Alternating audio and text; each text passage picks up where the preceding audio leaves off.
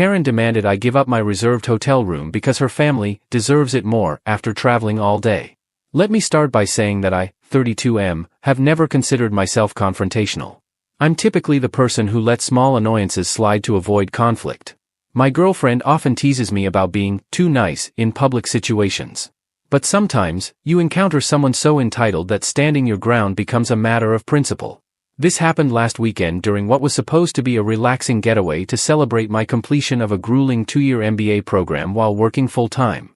For context, I've spent the last 24 months balancing a demanding tech job with evening classes, weekend study sessions, and virtually no social life. My girlfriend Emma, 30F, has been incredibly supportive throughout, picking up slack around our apartment and understanding when I had to miss important events because of school commitments. As a celebration for finally graduating, Emma planned a surprise 3-day weekend at this historic boutique hotel in Savannah, Georgia. It's a converted mansion from the 1800s with only 15 rooms total, each uniquely decorated and named after famous Savannah residents from history. She booked us the Juliette Gordon Low Suite, which is apparently the most requested room in the hotel because it has a private balcony overlooking a gorgeous garden courtyard, a massive 4-poster bed, and a clawfoot tub that's practically the size of our apartment bathroom. Emma revealed the surprise 2 weeks before the trip, showing me photos of the hotel and explaining how she'd been secretly saving for nearly a year to afford this splurge. She'd gone all out, champagne waiting in the room, dinner reservations at top restaurants for each night, and even a private walking ghost tour of the historic district. I was touched beyond words, especially knowing that we're usually pretty frugal travelers who opt for budget-friendly accommodations. We arrived at the hotel around 3 p.m. on Friday after a 4-hour drive from Atlanta. The check-in process was delightful. The concierge offered us fresh lemonade while we filled out paperwork, and the lobby was a stunning space with original hardwood floors, antique furniture, and a grand staircase that looked straight out of a period film. I was already thinking this was going to be the perfect weekend we both needed. As we were finishing check-in, the front doors burst open, and in walked what I can only describe as chaos personified. A family of 5 tumbled into the lobby: mother, father, 2 preteen boys who were loudly arguing about something on their phones, and a teenage girl who had the classic "I'd rather be anywhere but here" look perfected. The mother, let's call her Karen, was pulling a designer suitcase and wearing the distinctive "I need to speak to the manager" haircut that has become somewhat of a cultural identifier. She marched directly to the front desk, completely ignoring the fact that the concierge was still in the middle of explaining our room amenities to us. "Excuse me," she said, not even attempting to mask her impatience. "We've been driving for 7 hours with 3 exhausted children, and we need to check in immediately." The concierge, a woman in her mid-50s with the patience of a saint, I'll call her Patricia, smiled warmly and said, "Of course, ma'am.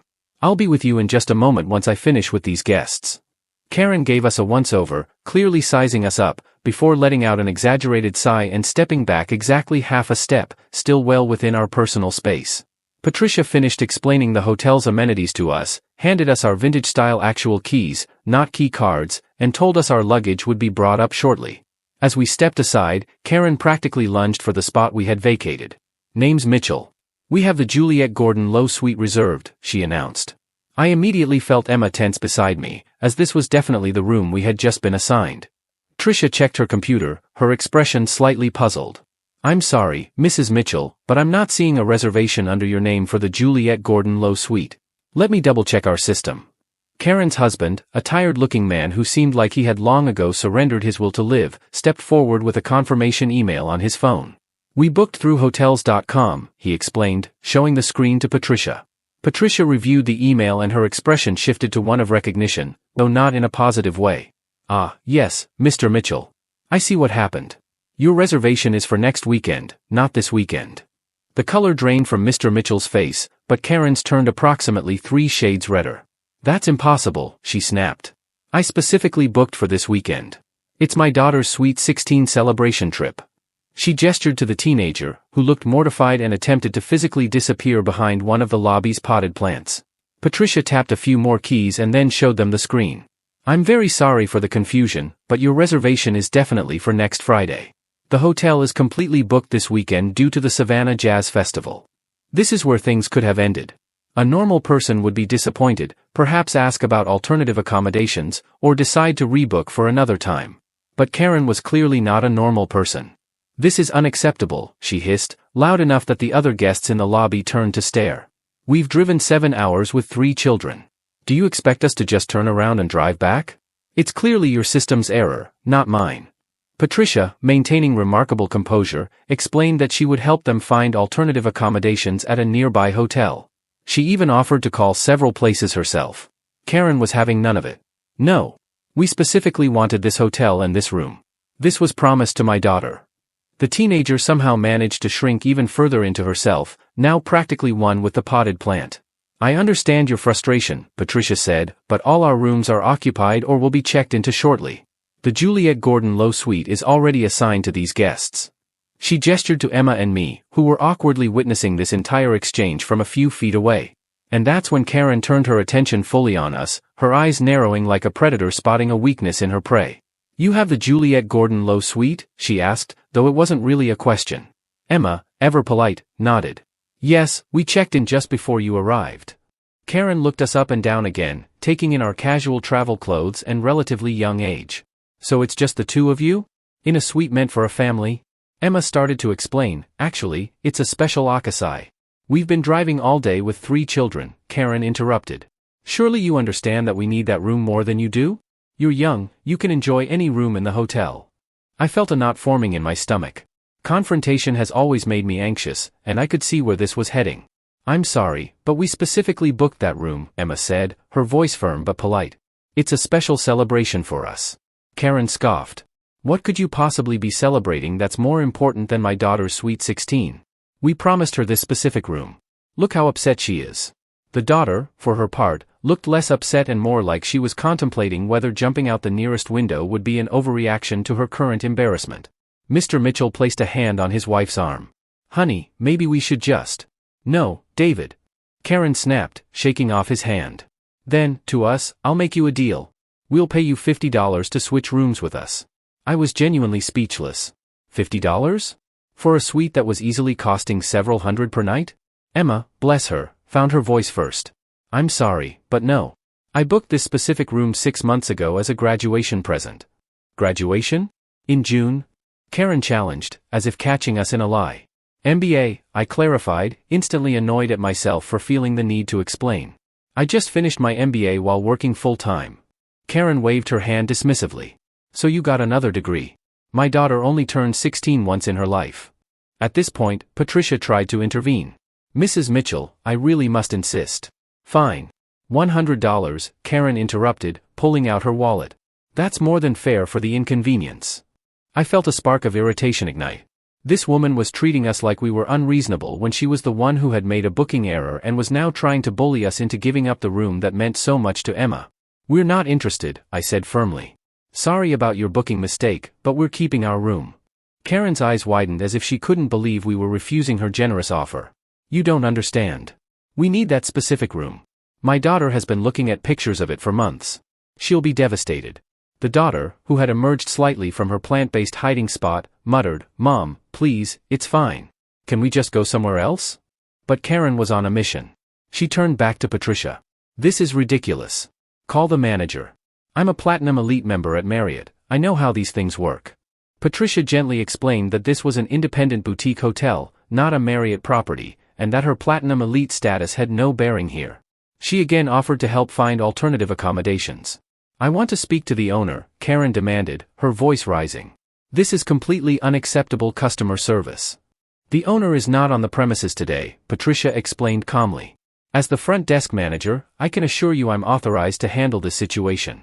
Karen looked like she might spontaneously combust. She turned back to us with a new strategy. Listen, I understand you two want a romantic weekend. But surely any room would work for that? Our family dynamics require more space. It's a matter of necessity versus preference. Emma, who had been remarkably patient until now, finally showed signs of irritation. Our preference was established 6 months ago when I made the reservation. Your necessity was created today when you showed up on the wrong weekend. How dare you? Karen gasped. You have no idea what it's like traveling with children. You're being incredibly selfish. That's when one of the preteen boys, who had been absorbed in his device until now, looked up and said, Mom, my iPad's almost dead. Can we just go to another hotel that has a pool? Karen shot him a look that could have withered a cactus. Not now, Tyler. Mom is handling an injustice. Patricia tried once more. Mrs. Mitchell, I've just called the Forsyth Park Inn, and they have a lovely family suite available. It's only 3 blocks from here, has more square footage than our suite, and I've negotiated a discount due to the circumstances." For a brief moment, it seemed like reason might prevail. Mr. Mitchell perked up. "That sounds perfect, honey. Let's just take that, Anne." "Absolutely not." Karen cut him off. "We've had our hearts set on this hotel and this room." She turned back to us, and I swear I could see the wheels turning as she assessed a new angle of attack. "Are you two even married?" she asked suddenly. Emma and I exchanged confused glances. "Excuse me? This is a historic, family-oriented hotel," Karen continued, lowering her voice conspiratorially. "I'm sure the management wouldn't approve of unmarried couples sharing the premium suite. It sets a bad example for families with impressionable children." I couldn't believe what I was hearing. "Are you seriously trying to, what? Get us kicked out because we're not married?" Patricia stepped in, clearly having had enough. "Mrs. Mitchell, the hotel has no policy regarding the marital status of our guests. Now, I must insist that you either accept my help in finding alternative accommodations or make other arrangements on your own." Karen's face contorted with rage. "This is the worst customer service I have ever experienced. You can be sure I'll be leaving detailed reviews on every platform available. You'll regret this." She then addressed us one final time, "And you too. I hope you can sleep tonight knowing you've ruined a young girl's birthday." The daughter, who had been trying to disappear this entire time, finally spoke up. "Mom. Oh my God, stop. You're embarrassing me more than you're helping me." Karen looked genuinely shocked at this betrayal. She grabbed her daughter's arm, signaled for her husband and sons to follow, and stormed toward the exit. "Come on, we're leaving. We'll find somewhere that appreciates loyal customers." As they pushed through the doors, we could hear Karen already loudly announcing to no one in particular that she would be calling her lawyer about this breach of contract. Once they were gone, Patricia turned to us with a look of genuine regret. "I am so sorry you had to experience that. In 20 years of hospitality work, that was memorable." Emma assured her it wasn't her fault, and we headed up to our room, which was every bit as beautiful as the pictures had promised. We tried to laugh off the encounter over champagne on our private balcony, but I could tell Emma was worried that the confrontation had cast a shadow over the carefully planned surprise. I assured her that one entitled Karen couldn't ruin the amazing gift she had given me, and we proceeded to have a wonderful evening exploring Savannah's historic district and enjoying a fantastic dinner. We thought that was the end of the Karen saga. We were wrong. Update 1, The Revenge of Karen. The next morning, Emma and I enjoyed a leisurely breakfast in the hotel's charming courtyard. The weather was perfect, sunny but not too hot, with a gentle breeze carrying the scent of jasmine and brewing coffee. We were planning our day's adventures over fresh biscuits and honey when Patricia approached our table with an expression that can only be described as professionally apologetic.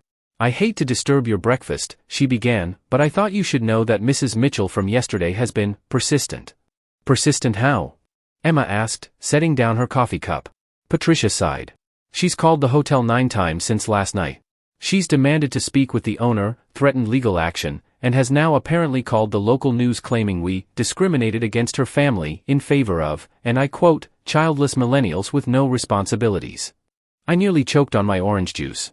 She what? She's also posted a creative interpretation of yesterday's events on several review sites and social media platforms, Patricia continued, handing us her tablet. On the screen was a 1-star review that practically vibrated with righteous indignation. "Avoid this hotel at all costs.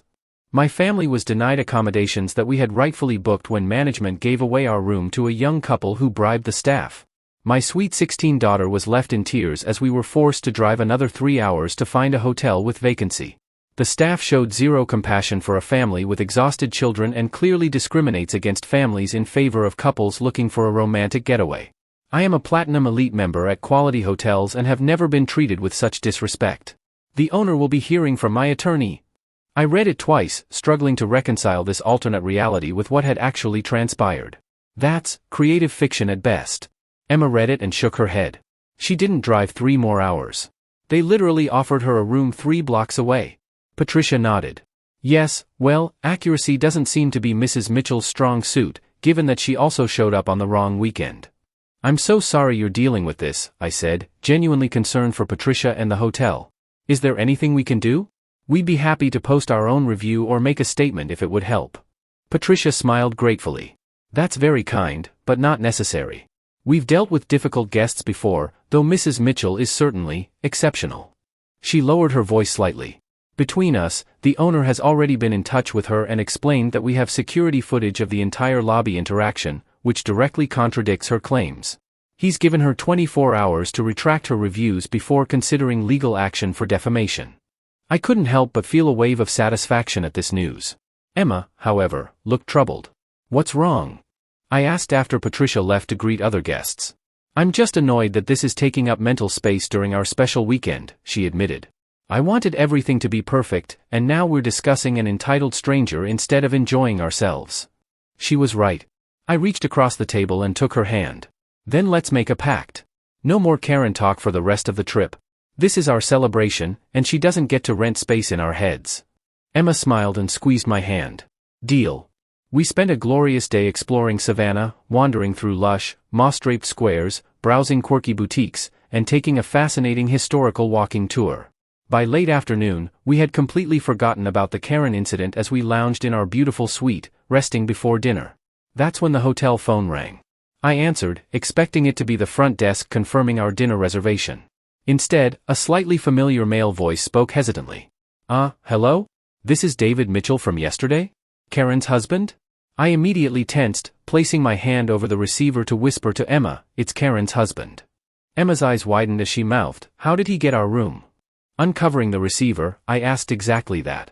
"I may have told the front desk I left my heart medication in the room during our previous stay and needed to check if housekeeping found it," he admitted, sounding deeply uncomfortable.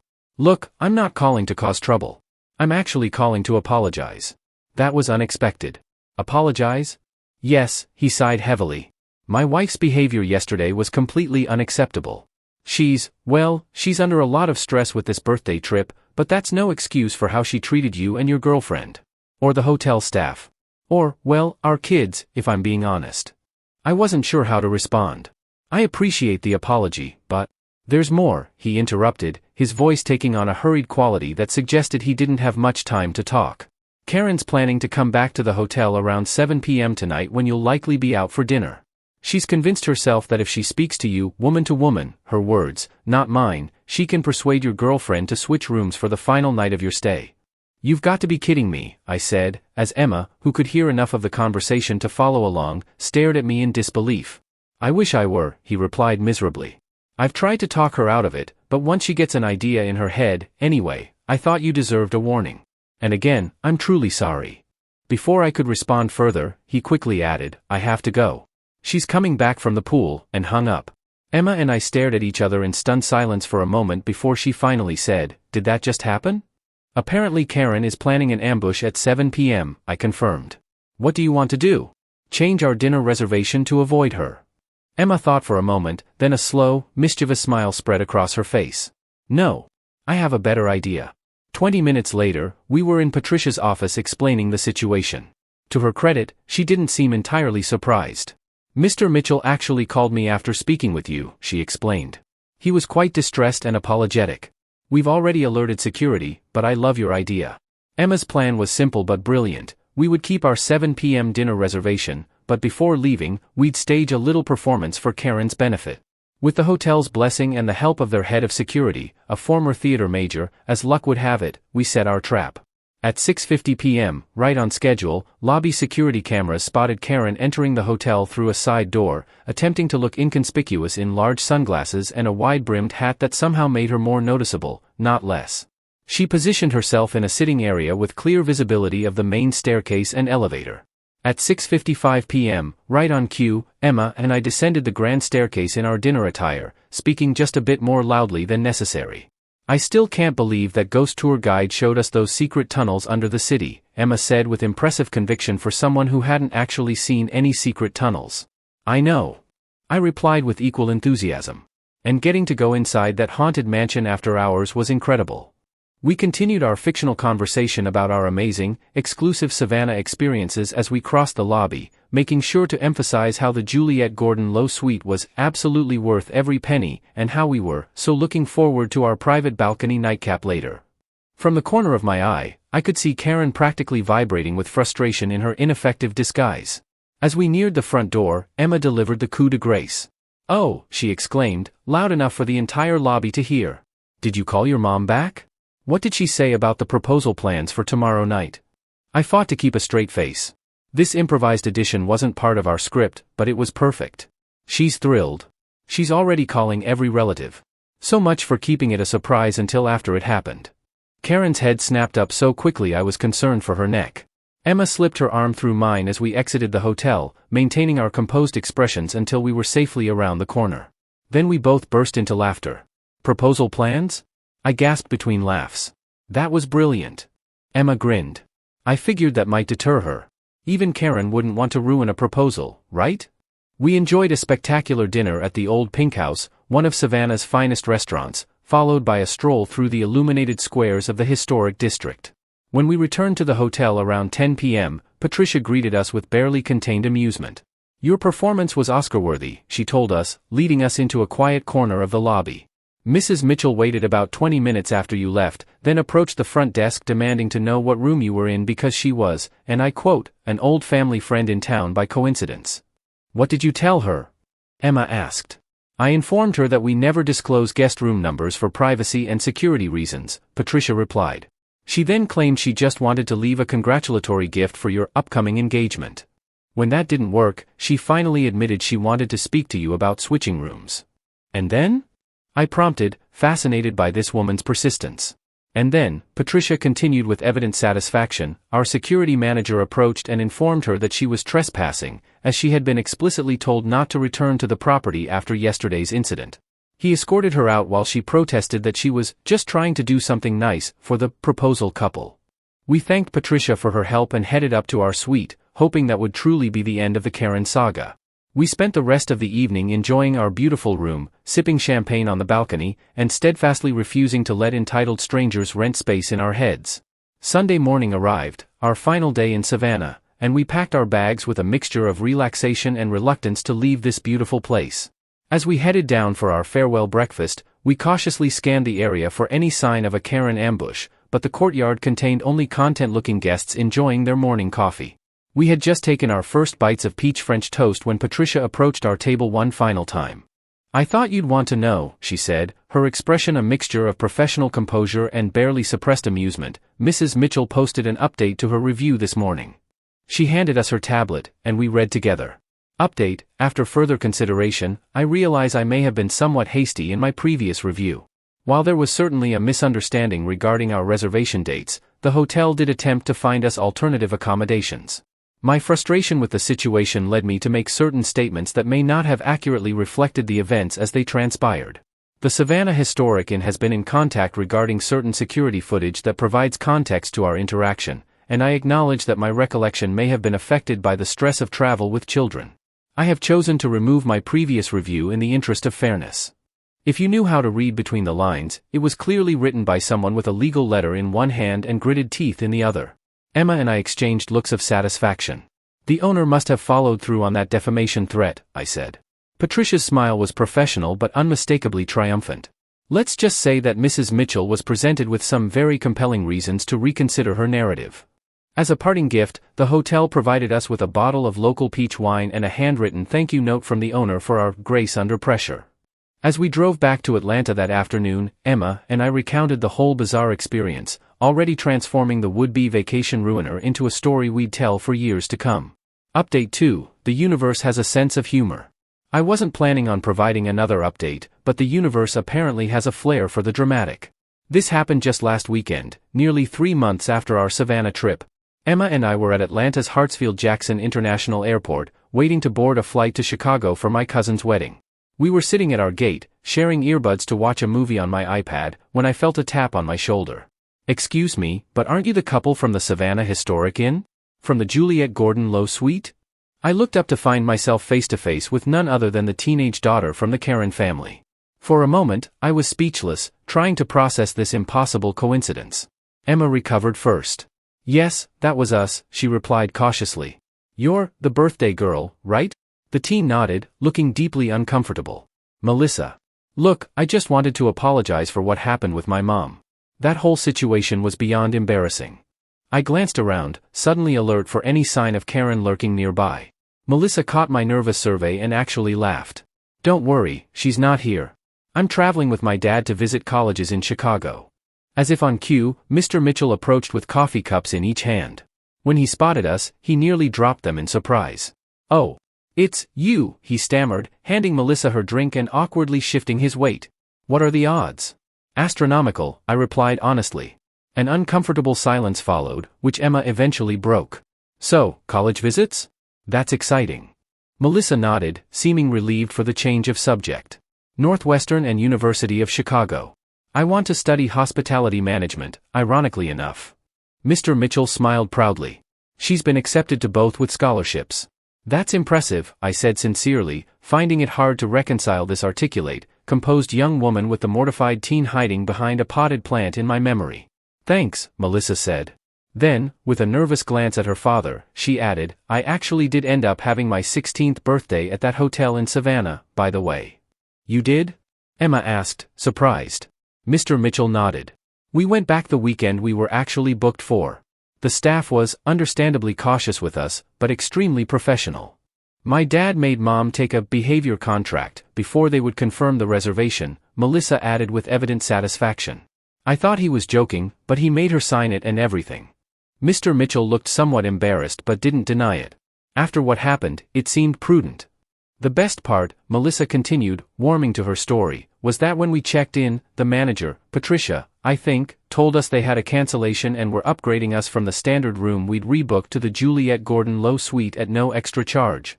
My mom was suspicious at first, thinking it was some kind of trap, but it was amazing. They even left birthday cupcakes in the room." I couldn't help smiling at this unexpected epilogue. "That was very kind of them." "It was," Melissa agreed. "And it made Mom realize she would have gotten what she wanted if she'd just been patient and, not acted like a complete psycho." She looked at her father apologetically. "Sorry, Dad."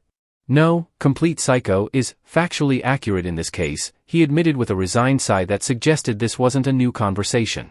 Melissa turned back to us. "Anyway, after that weekend, I started researching hospitality management as a career. The way that hotel handled everything was so impressive. I want to learn how to turn difficult situations into positive experiences like they did." Our flight began boarding then, and as luck would have it, we were all in the same group.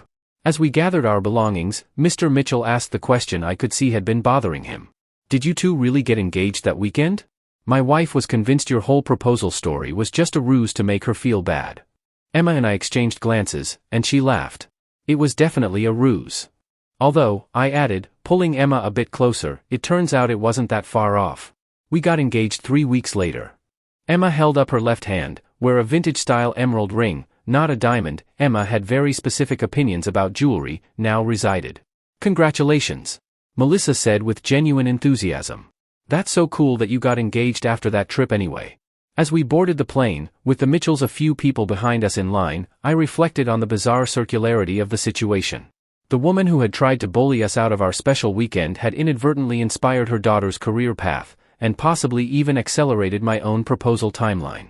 After our performance, for Karen's benefit, the idea had lodged itself in my mind, and I realized I didn't want it to just be pretend. We ended up sitting several rows away from the Mitchells on the flight, but as we deplaned in Chicago, Melissa caught up with us one last time. "I just wanted to say thanks," she said. "For what?" Emma asked. "For standing your ground with my mom," Melissa replied. "Most people just give in to avoid the scene, which is why she keeps doing it. Watching someone finally say no to her, it was kind of life-changing for me." As we parted ways in the terminal, I thought about how strange life can be. What had started as an unpleasant encounter with an entitled stranger had somehow, in its own way, created positive ripple effects none of us could have anticipated. And somewhere in Savannah, I like to think Patricia was telling the story of the Karen, the MBA graduate, and the Juliet Gordon Low Suite to new hotel staff as a lesson in both what not to do and how to handle it when it inevitably happens anyway. TLDR, Karen tried to bully us into giving up our hotel suite after showing up on the wrong weekend for her daughter's 16th birthday trip. When we refused, she escalated to threats, attempted bribery, fake moral outrage, fake reviews, and finally a planned ambush that we thwarted with the help of hotel staff. Months later, we ran into her husband and daughter at the airport, discovering that the daughter was now pursuing hospitality management as a career after being impressed with how the hotel handled her mother's behavior.